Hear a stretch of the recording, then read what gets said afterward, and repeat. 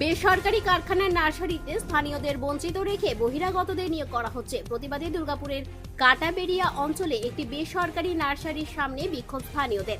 আন্দোলনকে নৈতিক সমর্থন দিলেন বিজেপি কর্মী সমর্থকেরা। আমরা জমি দিয়েছিলাম 9 বিঘে জমি দিয়েছি, 20,000 টাকা করে বিঘে নিয়েছি। তখন আমাদের জমি ছিল 9 বিঘে, বললে যে না 20,000 টাকা করে দাও, তোমাদেরকে চাকরি দেবো।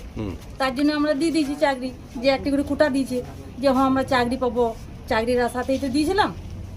তারপর অনেক দিন বন্ধ ছিল, মানে কোনো কাজযোগ হয়নি। তারপরে হলো, তারপর আমরা 8 বছর ধরে কাজ করছি, 250 টাকা বেতন, মানে একটুকু মানে কোনো ইয়ে নাই, ফ্যাসিলিটি নাই। 8 ঘন্টা বসতেও পাবো না, হ্যাঁ একটুকু জল নিয়ে বোতলে জলও খেতে পাবো না, মাটির কাজ করতে হয়, বসতে পাবো না, একটু আরাম করতে পাবো না। তোমরা 100 দিনের কাজ করতে এসছো, তোমরা কি আরাম করবে? সাপেও যদি কামড়ায় বিধাননগরে ভর্তি করে দেবে। আমরা যদি ভয় করি এত জঙ্গলে কাজ করবো না, বলে তোমরা কেন কাজ করতে এসছো? তাহলে কাজ করবে না যদি, তাহলে তোমাদেরকে আজ থেকে বলি যে তোমরা ঘর চলে যাও, এরকম করে আমাদেরকে কথা বলে। কতদিন ধরে আপনারা বসে রয়েছেন? আমরা 1 মাস ধরে বসে আছি, কিন্তু বাড়ির লেবার এনে বোধহয় 300 টাকা 400 টাকা হাজিরি দিতে করাইছে, কিন্তু আমাদের এই 1 মাস ধরে ভাতে হাঁড়ি চাপে নাই ঘরে। তার জন্য আমরা মানে এরকম করছি যাতে আমাদের কাজটা পাই, যাতে আমাদের সংসারটা চলে। তৃণমূলের জামানায় টাকার বিনিময়ে বহিরাগতদের দেদার নিয়োগ হয়েছে, অথচ স্থানীয়রা বঞ্চিত রয়েছে। জমি দিয়েও কেন তারা বঞ্চিত থাকবেন, প্রশ্ন বিজেপি নেতা সন্তোষ গুইয়ের। অভিযোগ বলতে সুপার শক্তি নামক এই যে ফার্মটা আপনি দেখছেন সামনে, এটা দীর্ঘ 20 বছর আগে কেনা হয়।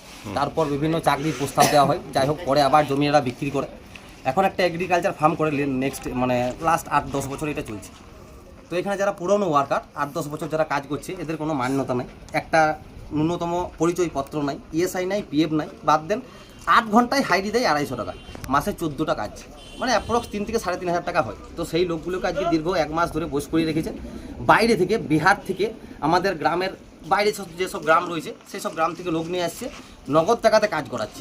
প্রায় 400 টাকা হাইরি দিচ্ছে, হ্যাঁ প্রায় 400 টাকা হাইরি দিচ্ছে। আর আমাদের এইগুলোকে কাজ করা ছিল 250 টাকা হাইরিতে। এবং আজকে আমরা যখন এলাম সচক্ষে দেখতে পেলাম যে বিহার থেকে সত্যিই লোক এসছে, এবং তাদের মধ্যে 2জন জুনিয়র বলতে একজনকার বয়স দেখলাম 16 বছর, একজনকার বয়স হচ্ছে 17 বছর।